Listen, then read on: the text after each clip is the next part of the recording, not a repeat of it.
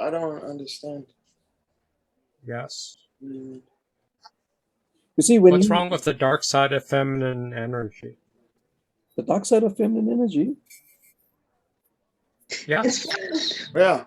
you want to know what's wrong with it? Why should I join you on Right. this posturing of dark side of feminine energy? So it's not posturing. No, it's not. It's actually happening. So, for example, Yes. the way... but what's wrong with it? It's happening. It's not. What's wrong with it? If it's happening over 10 years, 5 years, however you frame it. What's wrong with it? What's wrong with it? That's the same argument you made for Iman. I said, so what, to try to say what's your... No. Yeah, I feel better now that you're doing position. I just didn't use so what. I'm using a different phrasing, but it's... So it is when... You're making a position, but make... so what are... Yeah, what's the point? Why is it bad? Why should I care? Why is it my concern? I'm doing a Nigerian... Not my concern. No. Convince me why I should be concerned. Right. Dark side of feminine energy. It's increasing 10 years, 5 years. Okay, I'll go with that. Why is it my concern? Because it's insidious. Okay. I don't know how long it'll be. Oh, it impacts everyone. So suppose dark side of masculine energy hits the child. It's equally affecting everyone. So what's it to me? It's equally affecting you and me and everyone. So what? So if you look at, say, family dynamic, young children. So, in what way, if you beat them up and do all that, what's the matter? They're going to get beat up by the dark side of feminine energy. In 50 years, they'll be beat up by the dark side of masculine energy. It alternates. So what? So what is when you shine light to it, it doesn't have the energy anymore as much. That's why. What is an example of a light being shined onto this energy and completely obliterating it? This is the dangerous path of Lucifer, where you think you know better than God, and you're saying there's these evils in the world, and then we can create a map to take out evil from the world. The fallen nature of humanity is there's always going to be evil. Right. I'm not saying that. No, I'm saying this is the dangerous path that I sense that you're advocating. No, I don't know what you're saying. That's why I'm asking you, why should I care? Right. But you don't have to. Then why say it? Well, if I want to listen to you and I don't know how to care, it's hard for me to digest your words. Why does it matter? Because... Yes, see? Why does it matter? Why it matters is that if you are in a... your center of gravity of you is mammalian. That means your aspiration is... My center is reptilian, but I'll try to follow mammalian. Okay. What does this have to do with Trina's date? Was it Trina? I know, exactly. You see what I'm saying? That too. Because you were talking at one time, you mentioned that in this group I didn't expect this. So I was trying to say that you had this false assumption that the dark side of feminine energy won't be here. It always comes down to that, false assumptions about stuff, including ourselves. I expect it everywhere. I expect it everywhere, actually. She accepts it everywhere. She gets surprised by that. And that way, instead of making it an injunction, like, you know what, I don't date people who text, fuck you, bye. And then I keep this bullshit fantasy in my head, like, one day I'll find someone who likes to talk on the phone. And that person never comes around. Never happens because it's in my head. You know, the world is changing in front of me and I'm in denial of what's happening in front of me. Everybody texts. Just like we saw that grown women or men can be on TikTok. And we're like, what the fuck is wrong with you? But it's like, yeah, that can happen. You know, but if you're on TikTok and you start thinking like a 13-year-old as a grown man or woman, I have nothing to do with that if you can't communicate anymore because you've taken in so much of a TikTok kind of, it's like when people go on Twitter all the time and complain. You wake up in the morning and all you do is look for things to complain about, to a point where when you see me in real time, in real life, you start complaining like you're on Twitter. That's your problem. It's not my concern. Like they say where I'm from, that's not my concern. That's your problem. I can hear you. I can listen to you. I can hear what you have to say. But when I start talking, you're triggered from what you saw on Twitter, I can't control that. So, Iman, you were potentially triggered by Trina's dating because you're in this place of fuck you, all these women hurt me, you're not talking straight, just a giant fuck you. You're in the fuck you place. You're like angry, which I imagine that's coming from somewhere, like probably a lot of places, a lot of experiences.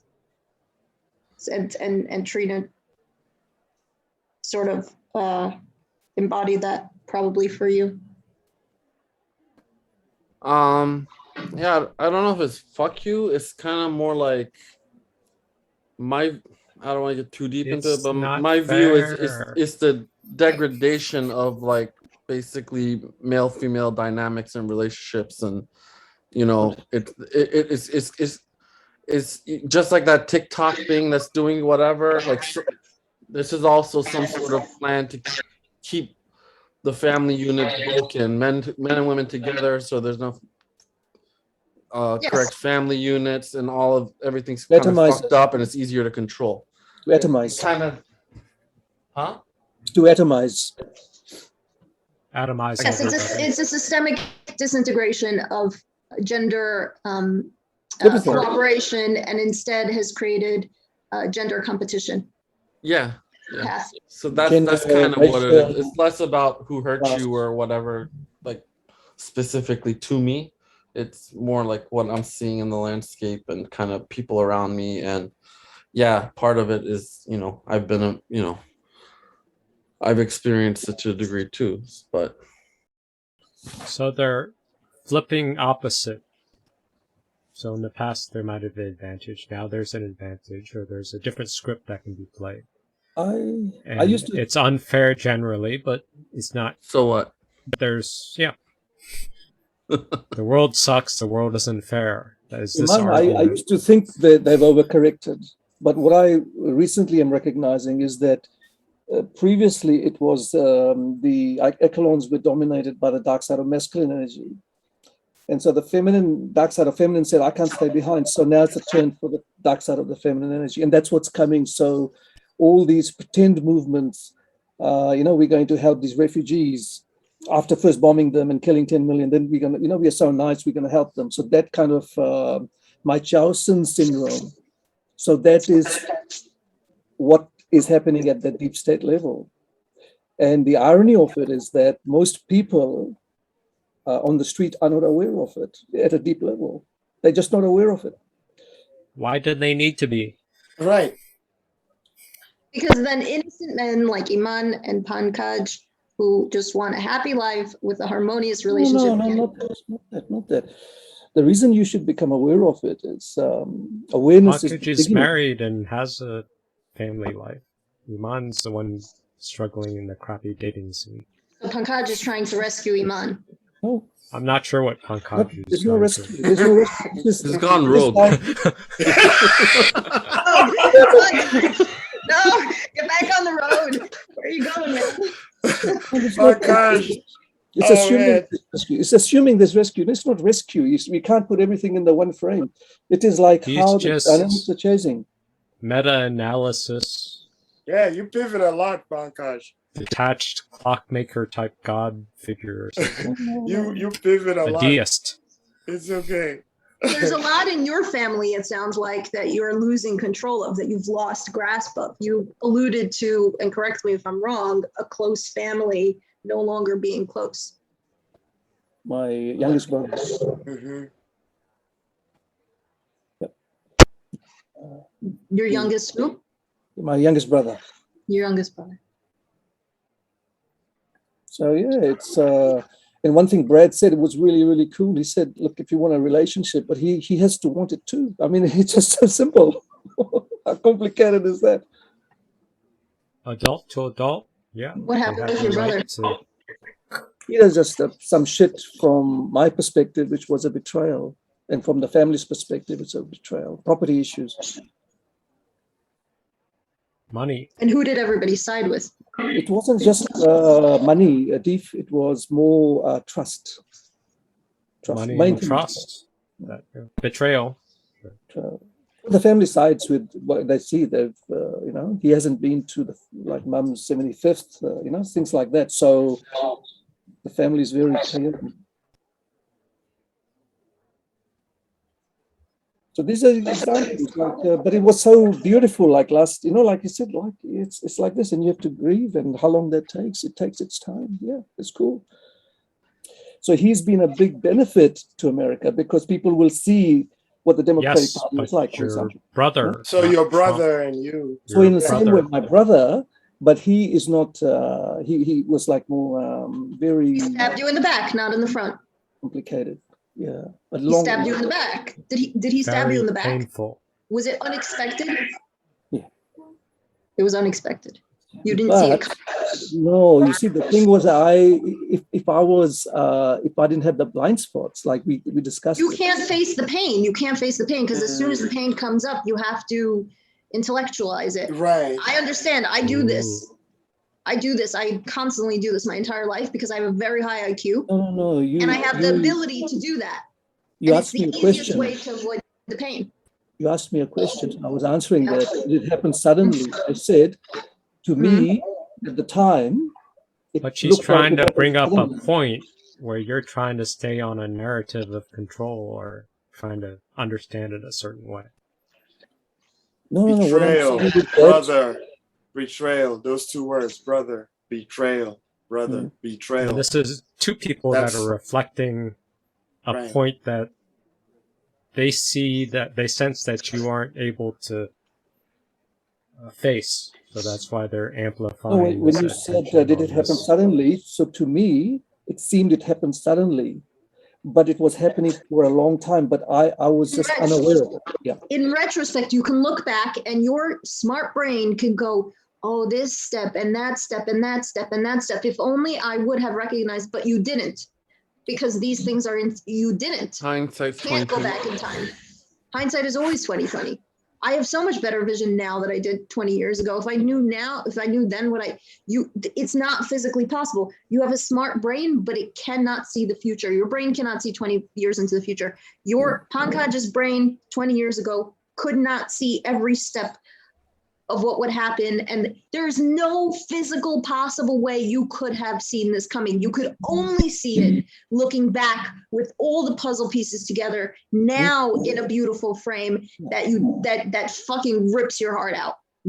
So that's why what I feel, I'm beginning to feel more, is that was the friendship in a way, because that's what helps, because the pain is what gets you to see who you are.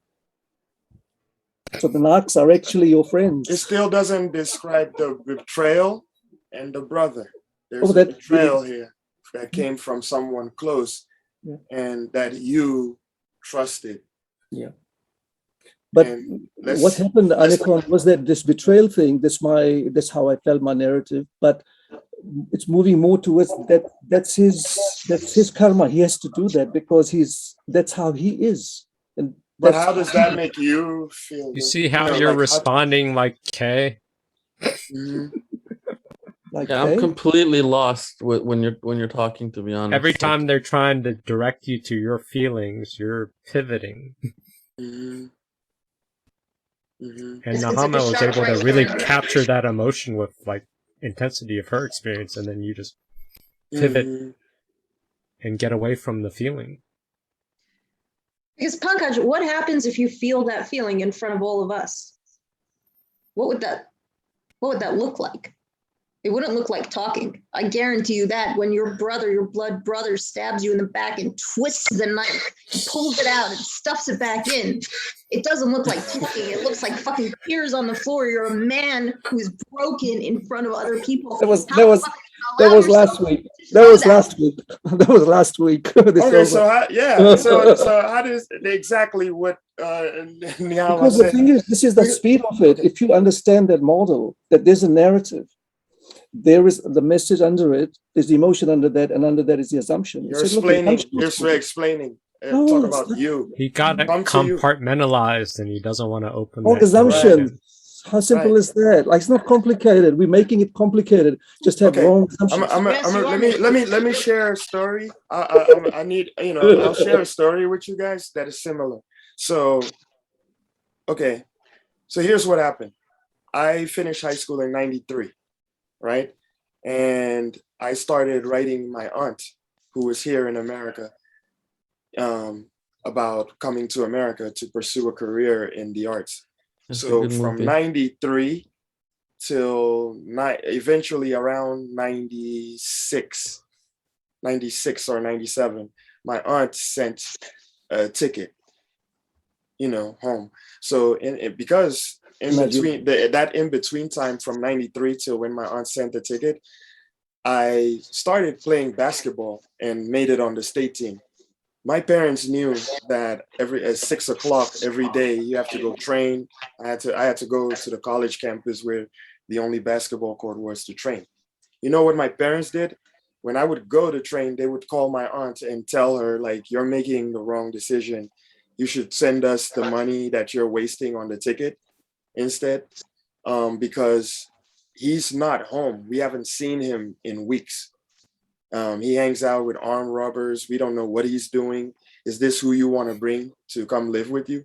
So I found that out when I came here, because eventually in '99, when I came here, my aunt was like, I need to come there and talk to him. And my parents knew if she came and found, and she can see that I just discovered, like, oh, you did send the ticket? Why didn't they tell me? There would be a problem. So my parents then told me, oh, your aunt just sent the ticket. This is '99. I mean, December of '98. Okay. So when I found that out, that amplified the angst I was already feeling from leaving home and coming here by myself. You see what I'm saying?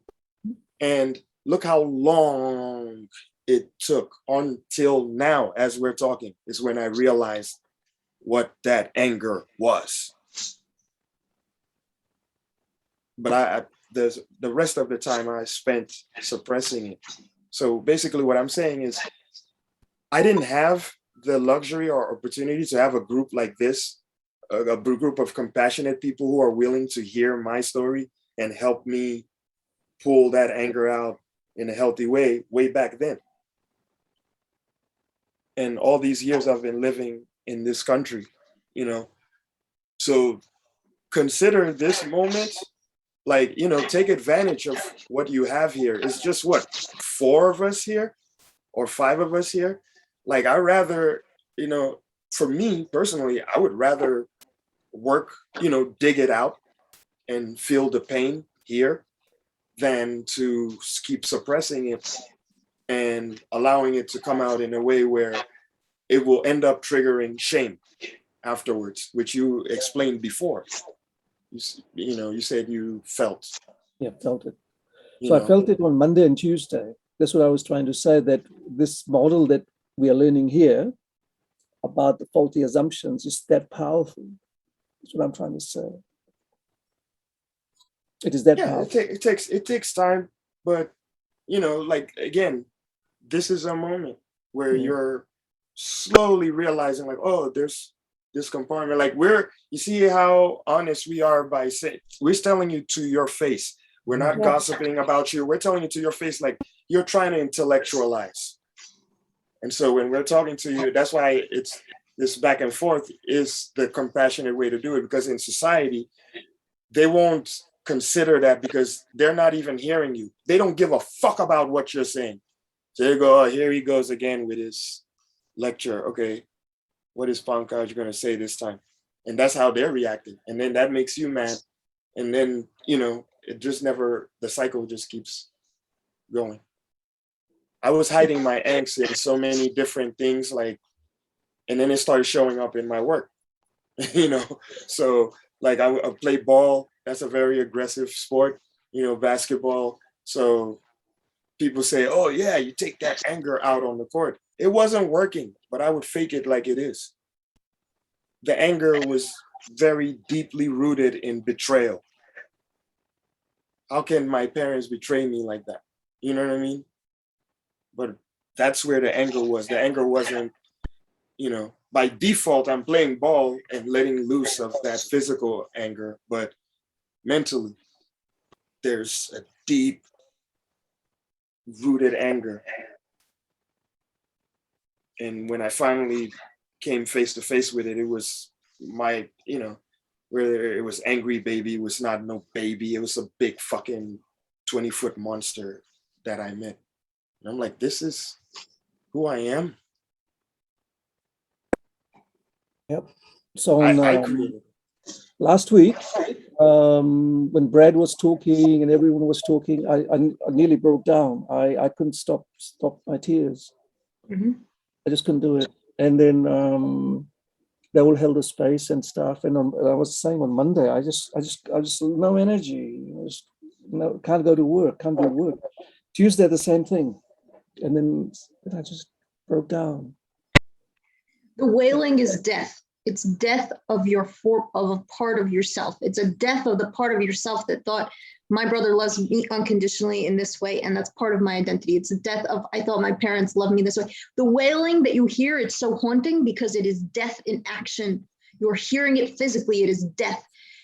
To experience that on your own even is very scary because you are physically embodying a death of a part of yourself that is terrifying because you don't know what's going to be left. If you allow that death of yourself to come through, that death of the past self, you don't know if you're going to be left with anything. How much of this was a part of me? Because it was so fucking much. And how do I know it was so much? Because it hurts this much. If it didn't matter, it wouldn't hurt. If it didn't matter, it wouldn't hurt. If it didn't matter, it wouldn't hurt. You allowed yourself to wail in front of yourself, and that is a step. You allowed yourself to shed some tears in front of the group, and that's a step. To fully wail in front of the group, which is sort of what I feel like everybody wants you to do because it would give a release, but to do that is to embody and acknowledge the shame of, I don't know if there will be anything of me left after this wailing. If I allow you to see me embody a death of a part of myself. That is fucking terrifying. Of course, you're going to have all these, assumptions come in, and you're going to have all these, that this is not a small thing you're facing. Now you've started to conquer it. You've taken some steps. And maybe we're pushing, I don't know. It's not my place to tell you when you should cry and when you should. The core wound, which is this betrayal, because you have a structure that says things should be this way. And then when that betrayal came, whenever you see something that resembles it, it triggers something you to jump to the defense. So for me, that thing about good faith, that's why today also when someone is in good faith asking for and then shutting down, so that's my response. So it is not a defense mechanism or anything. It is just like for me is what you do, but you don't have to. Your brother was not a piece of furniture in your house. He was not, this is a metaphor. He was not a vase. He was a piece of the integral walls. He was the outside exterior walls. He was part of the exterior walls of your house. When he came out, all of the walls fell down. No, he was one of the walls. We got a very big family. He was one of the people. Question everything? Doesn't it A make you wall is still a wall. Right. You said everything fell down. Like, that's not. Well, see, I think the argument they're trying to say, and maybe an argument that they're trying to get to, is that even though you had the sort of emotional cathartic experience that also opened up these wounds, so you're hypersensitive to seeing betrayal or anything that seems unfair, and then you're falling into repetition compulsion by being impulsive to prevent a future betrayal, but really you haven't fully processed the past betrayal or integrated it. You saw maybe one wall fall down. That's enough for the storm to come in the house. If one wall comes down, the storm, the hurricane, your bed is getting wet. In the group, when Kay says something, Kay is a brick. Kay is not a whole wall. Kay is a brick. and you observe the brick coming out and you go, fuck, fuck, fuck, fuck, fuck. What if the whole wall's gonna, if I just put that one little brick right back in, then this whole wall won't fall down. Does this make sense? No. Okay. It's not my experience. With Kay, it was just this annoyance that someone is wasting time. Kay was more annoyance that opened the betrayal room. Today, when Nahama was getting, or you felt she was being unfairly treated, that was the brick. That was the reliving of the betrayal. That was your projection jumping in based on your issues, your impulses. So it's like, if I see... So integrating betrayal is not in 1 week. It's actually bringing the trauma to the surface. So you're going to start noticing betrayals and unfair stuff everywhere. It's like this group. Noticing good faith. When you first learn about personality disorders, that's all you see. That's your new world. Everybody. If you Deef is wearing a red T-shirt, that's a narcissist. Narcissists wear red. I've seen videos like that, and that's why I stopped watching them. And you'll see videos where people are it's like, go work on your trauma that you felt from that relationship. Stop giving injunctions as your way of awareness by listing, these are things you should look out for. When you see a narcissist, run so far away that you can't come back. If someone wears a red cap and a red shirt, that means they're a narcissist. If someone wears a blue shirt, they're borderline. And it's like, listen, why are you Crips and Bloods? Yeah. It's like, why are you trying to dig in to define the personality disorder instead of looking into yourself? Because the way you communicate with yourself is how people communicate with you. If you go somewhere and you feel like you have a point or you have something to say, you say it. Every time you walk by the street, you'll see a bunch of people sounding, especially from my culture, when we're talking, it sounds like we're all arguing. Everybody's talking at once. But guess what? We all understand each other. We all hearing each other. And you have to assert yourself. That's how my culture is. You have to assert yourself. And that's one good thing that came out of learning about my cultural background, because I was doing the opposite. I was removing myself, disassociating, but then complaining about not being included. And people, when they say, were you even there? I get even 10 times angrier, because I'm like, I was there. I was right there. And they say, why didn't you say anything? I'm like, because all you were talking. And they're like, why didn't you talk? Are we not using our mouths? You got a mouth, you can talk.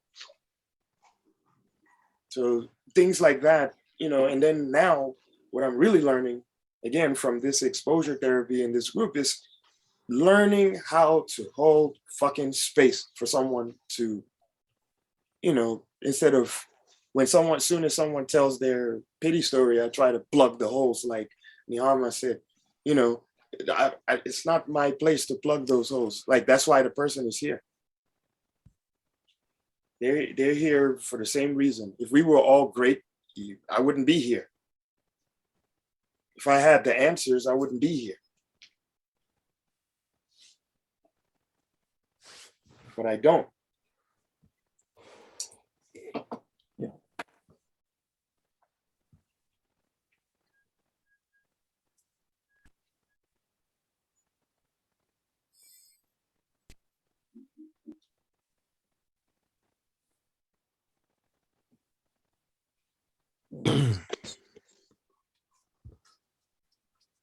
So you got a bonus. You got this extra passionate teachings and feedback. How well you'll integrate it, who knows? But Nahama made a passionate plea based not just on her observation of you, but also some of shared suffering that it seems like she also resonated with from her past. facing painful experiences or deaths. It seems like she was talking from personal experience, right? Right. It does hurt. Yeah. And that's why when she mentioned the Holocaust, that's the point where you kind of hold space for her, because to me, when I hear that, I know she wasn't there when that happened, but somehow, as young as she is, this affects her now in current time. And so allowing her to, dig out more about that and be able to process that rather than get triggered and shut her down because I don't like hearing about the Holocaust because it reminds me of my borderline and whatever. That's your problem. It's not a talking point. It's not a tweet. It's right. generational trauma. Right. It's my entire life. It's colored right. my entire existence on the earth, just as slavery has for people around the world as well. Right. And the corruption in Nigeria. So when you say something like that, I can immediately say, wow, that's just like the same issue I had with corruption, where I would try to sit down with people and say, are you okay with this bullshit kind of lifestyle where you got to bribe your way through everything? And people go, yeah, what's wrong with that? That's why you get money, so you can do that. How the fuck can I survive in a place like that? How can I live consciously in a place like that? But, you can't, those things, and that's why I heard you when you said that. All the things I'm complaining about here in Israel about people walking around blind, yeah, we haven't fucking integrated the shadow of the Holocaust. What do you think is going to happen? Yeah. We're going to play it out. We were abused. We didn't fucking know how to deal with it because it's, it was pretty recent. And I'm only two, my grandmother. Then there's my parents, and then there's me. We haven't integrated this. I can't even begin to tell you the family dysfunction, the community dysfunction, all of these things. And it's just so hilarious for somebody to be like, oh, you're weaponizing it. Fuck you. Really? Really? You're weaponizing it against me. I'm sorry. That's just, the most ridiculous thing I've ever heard. He was triggered. Yeah. He used a feminine style of argument style, which is taking away certain semantics or pointing out certain words. And that's a distraction technique. Right. Right. Yeah. It's a disarming technique to take away certain words or to get you focused on that. And I have to, it's very relevant. My family was abused. Many of them were killed. I intimately know the details of the story of how I am alive today. And wow, look at that. That's amazing. You see the red. This rarely happens to me. So I am quite worked up. Rarely. I'm talking once, twice a year. Yeah. Beautiful. Thank you. Passion. Right. I need you're watching a very in order to heal it. Yeah, you're watching a physical reaction on your body, just bringing up that Holocaust and even in your brain going back to that place. On Monday and Tuesday, I had rashes on my waist. Yeah. Beautiful. Yeah. It's just like itchy, like it's just finishing off now. But yeah, it was just like, and I get them here. If it becomes deep, then I get it here. My voice. So that's the visceral part of memories that come up. But to integrate it, you got to have the gravity in your voice.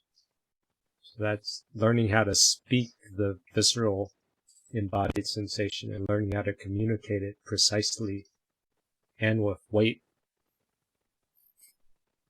And that takes time and practice and courage and effectiveness. Yeah, it takes practice because you just don't instantly get the right words and timing. When I started, I was sitting at a dinner table with 9 siblings and my parents, and if I wanted to say something, my voice was, oh, nobody hears me, because I was shouting. That's where I'm coming from. This is where the conviction in my voice, there was a buildup. That's fucking crazy, because that's exactly what I grew up in. And that was the one thing my parents would complain about. They'll be like, you wimp. Why, everybody else is talking, and as soon as I say something like, what is the wimp saying? Like, can you speak louder? and I'll shut down, like forget about it, like, right, because you have nothing to say. But now this a voice, understanding that that's what made Angry Baby. And now what I do is I try to train Angry Baby to speak, but to speak in a more, like, to be on the same level as the people or the person he's speaking to. So their agency in the voice now, like if I have something to say, then be able to say it without it being like like, but more like, oh, on the other hand, I have this point to say, and it becomes a conversation rather than that explosion from, being held back for years of speaking. This Okay, was how about fun. a closing video? I don't know if this is going to be perfect. It might Closing be the wrong. comments. The Jewish people were abused, and now we're abusing ourselves and other people and not defending people like we said we would. Never again. We've betrayed that oath that we've made, and complete, utter blindness and foolishness. And then people from America in their lovely arrogance get to tell me to shut up. That's dare you. They tell me, no, that's not your trauma. You can't say that. How dare you fucking appropriate the Holocaust? So that was interesting. It was very interesting. Thank you, gentlemen. Frustration. Okay, I don't know how this is going to land after she opens with that.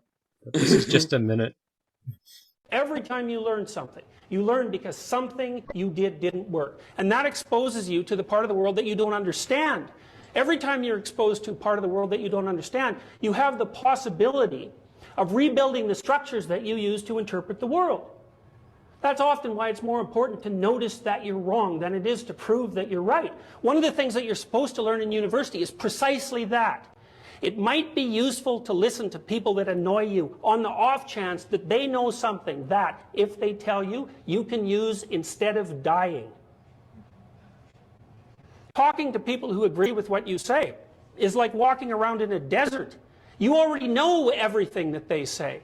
The reason you're associating with them in that situation is so that they never say anything that challenges you, because you're afraid that if you go outside of what you understand, that you won't be able to tolerate the chaos. But it isn't the case. People have an unbelievable capacity to face and overcome things they don't understand. And not only that, that's essentially what gives life its meaning. That's real. Classic early Jordan Peterson.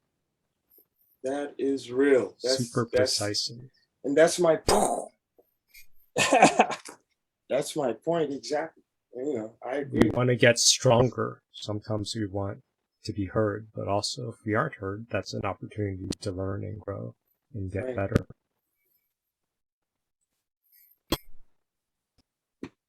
We can change, we can take agency, but we have to be creative. That's the hard part.